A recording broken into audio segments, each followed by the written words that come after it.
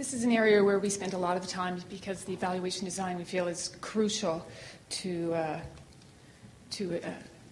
finding the results. So we decided, we spoke about many different types of evaluation designs, and ultimately we came up with a hybrid design.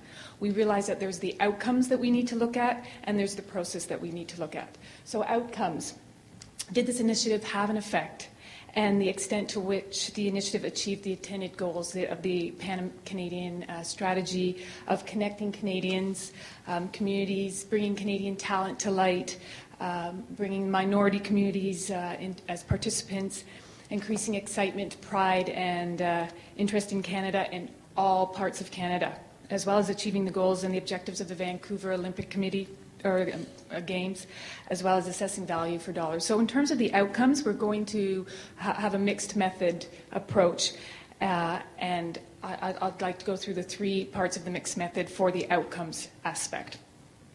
So in terms of the issue of the pride, the excitement, the inspiration, we intend on doing a pre and a post. And in the pre and the post have, the pre has actually been done for us.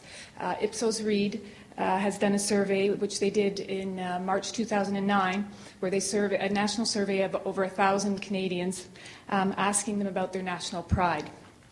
And then a few days after the Olympics in March 2010, they interviewed another 1,000 Canadians asking about their national pride, and it was found that 8 in 10 Canadians call themselves Canadian nationalists, which was up 8 points from the pre-test. So we have that pre-test, we have that post-test, and we're also suggesting that we will do another post-test in the communities where the torch actually passed, where the celebrations actually passed. We will do a selective sampling of a number of those communities, and again ask the same type of questions that the Ipsos Reid survey asked.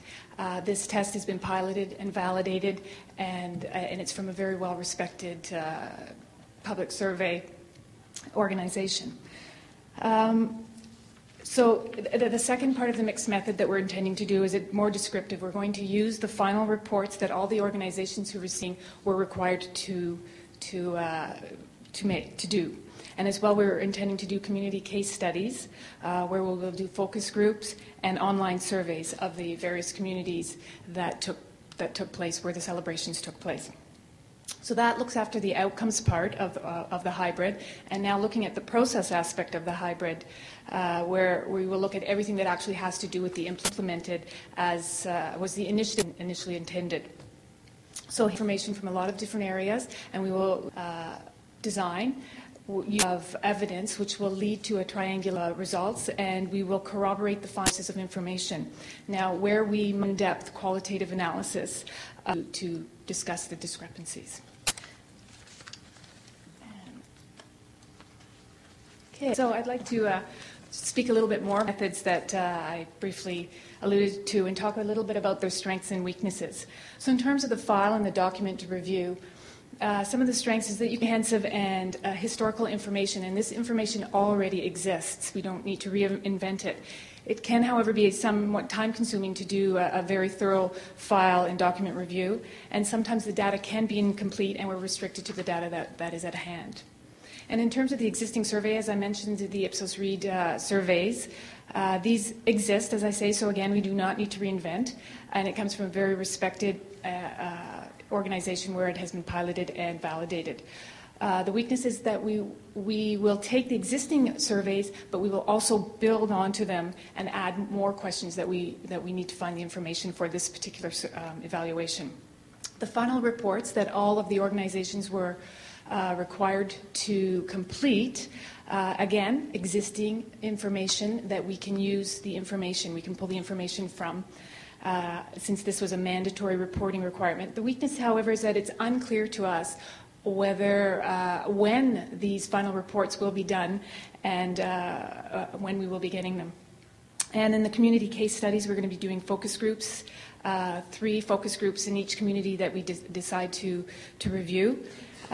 2 homogeneous ones with local organizing organizing community, as well as local business people, and then a more heterogeneous one with the general public. We'll also do some key informant interviews, which we can be quite flexible with and they provide range and depth of information. As well, we will be doing an online survey, which can be quite versatile, efficient, accurate, not very expensive, and it's easy to compare and analyze the results. However, sometimes people do consider them quite impersonal. And now I'd like to hand it over to Denise.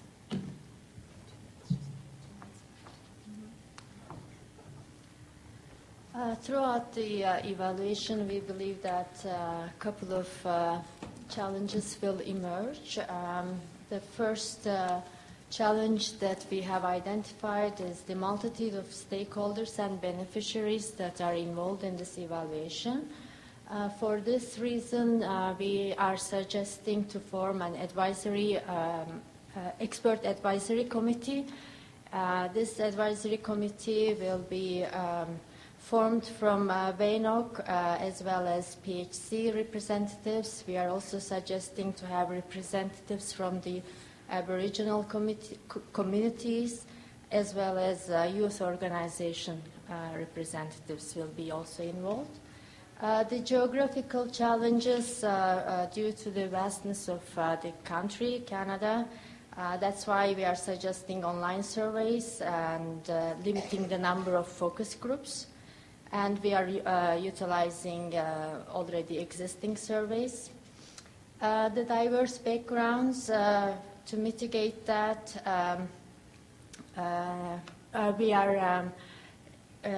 we come from ethnic backgrounds, and we will also inform ourselves more about Aboriginal issues. And to build relations is not easy with these communities, and we realize time constraints in that sense. We also identified budgetary constraints in this regard, and we will use as much as possible existing reports and surveys for that. The last one we have identified is the value for money aspect. We found for the in regards to the legacy established by this initiative, we find this to be very difficult to analyze and measure.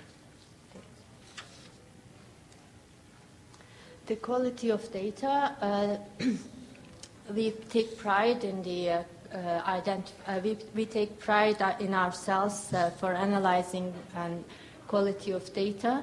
That's why we have identified the stakeholder needs, and our evaluation questions are informed from the stakeholders' needs and as well as the design of our evaluation.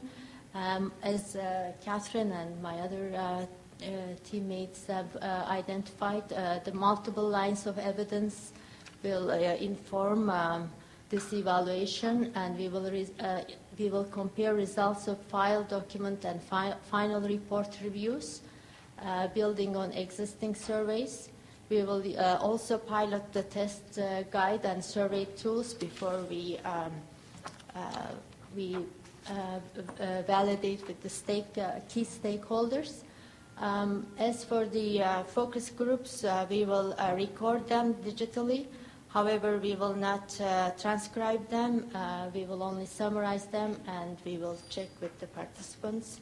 And this is how we will specify our quality of data.